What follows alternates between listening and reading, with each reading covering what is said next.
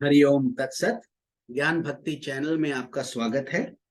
इस चैनल में हम ज्ञान भक्ति और सनातन धर्म का प्रसाद ग्रहण करते हैं।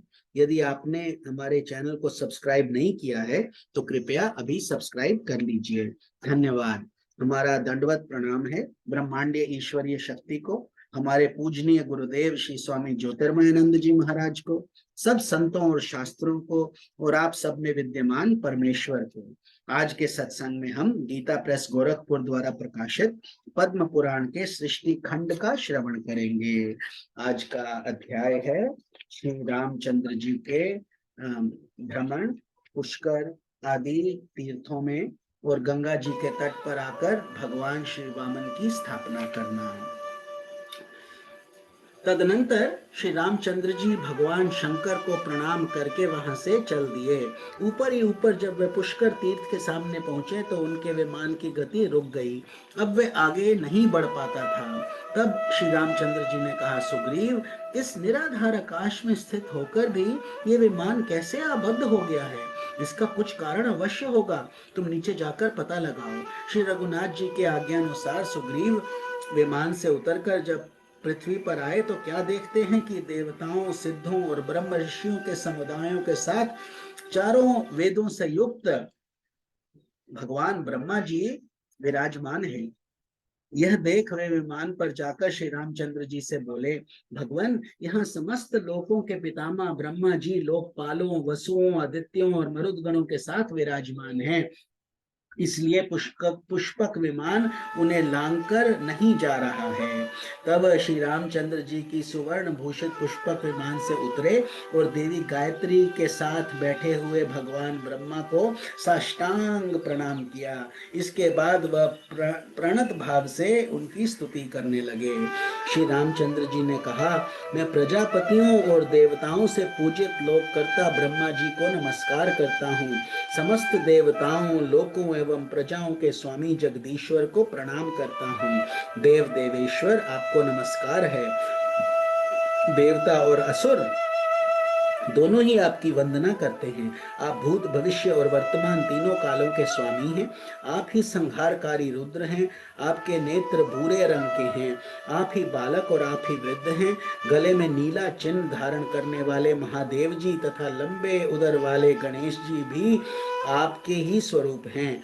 आप वेदों के कर्ता, नित्य पशुपति, जीवों के स्वामी, अविनाशी, हाथों में कुश धारण करने वाले, हंस से चिन्हित ध्वजा वाले, भोक्ता, रक्षक, शंकर, विष्णु, जटाधारी, मुंडित, शिखाधारी एवं दंड धारण करने वाले महान यशस्वी, भूतों के ईश्वर, देवताओं के अधिपति, सबके आत्मा, सबको उत्पन्न करने वाले, सर्वव्यापक, सबका संहार करने वाले, सृष्टिकर्ता, जगत गुरु, अभिकारी, कमंडलु धारण करने वाले देवता, श्रुक, श्रुवा आदि धारण करने वाले, मृत्यु एवं अमृत स्वरूप, पारियात्र पर्वत रूप, उत्तम व्रत का पालन करने वाले, ब्रह्मचारी, व्रतधारी, हृदय गुहा में निवास करने वाले, उत्तम कमल धारण करने वाले, अमर, दर्शनीय, बाल सूर्य के समान अरुण कांति वाले, कमल पर वास करने वाले, षड्विध ऐश्वर्य से परिपूर्ण, सावित्री के पति, अच्युत, दानवों के वर देने वाले,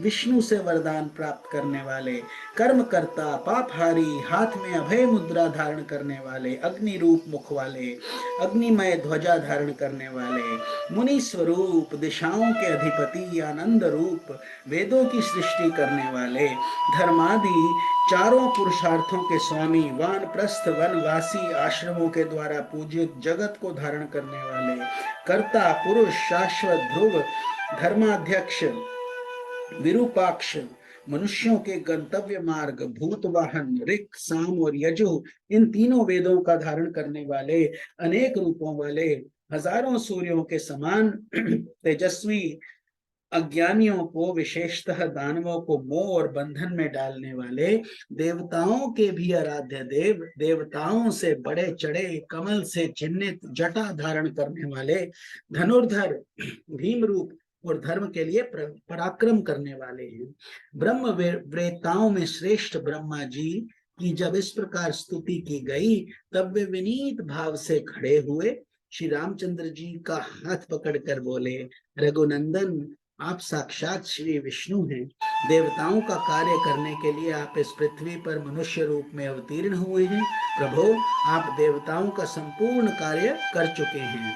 अब गंगा जी के दक्षिण किनारे श्री वामन भगवान की प्रतिमा को स्थापित करके आप अयोध्यापुरी लौट जाइए और वहां से परम धाम को सिधारिए।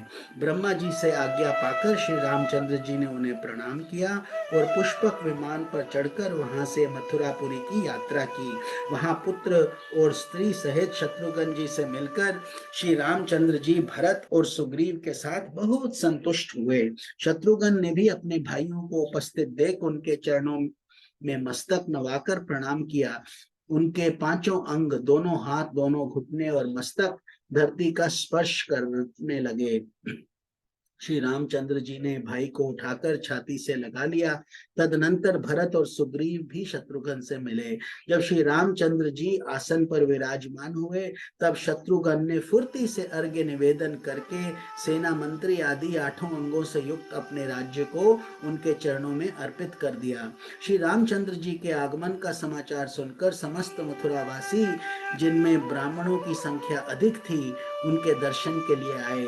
भगवान ने समस्त सचिवों, वेदों के विद्वानों और ब्राह्मणों से बातचीत करके 5 दिन मथुरा में रहकर वहां से जाने का विचार किया। उस समय श्री राम ने अत्यंत प्रसन्न होकर शत्रुघ्न से कहा, तुमने जो कुछ मुझे अर्पण किया है वह सब मैंने तुम्हें वापस दिया।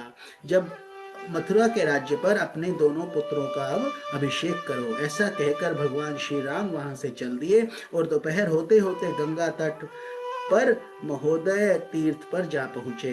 वहां भगवान वामन जी को स्थापित करके वे ब्राह्मणों एवं भावी राजाओं से बोले, यह मैंने धर्म का सेतु बनाया है, जो ऐश्वर्य एवं कल्याण की वृद्धि करने वाला है। समय अनुसार इसका पालन करते रहना चाहिए, किसी प्रकार इसका उल्लंघन करना उचित नहीं है। इसके बाद भगवान श्री राम वानर राज सुग्रीव को किष्किंधा भेजकर अयोध्या लौट आए और पुष्पक विमान से बोले, अब तुम्हें यहाँ आने की आवश्यकता नहीं होगी। जहाँ धन के स्वामी कुबेर हैं वहीं रहना। तदनंतर श्री रामचंद्र जी की संपूर्ण कार्यों से अब निवृत्त हो गए। उन्होंने अपने लिए कोई कर्तव्य शेष नहीं समझा। भीष्म, इस प्रकार मैंने श्री राम की कथा के प्रसंग से भगवान श्री वामन के प्राकट्य की वार्ता भी तुम्हें कह दी है। ओम नमो भगवते वासुदेवाय। आप सबको स्वामी निखिलानंद का प्रणाम। कल के सत्संग में हम भगवान श्री नारायण की महिमा, युगों का परिचय, प्रलय के जल में मार्कंडेय जी को भगवान के दर्शन तथा भगवान की नाभि से कमल की उत्पत्ति का श्रवण करेंगे। हरि ओम तत्सत।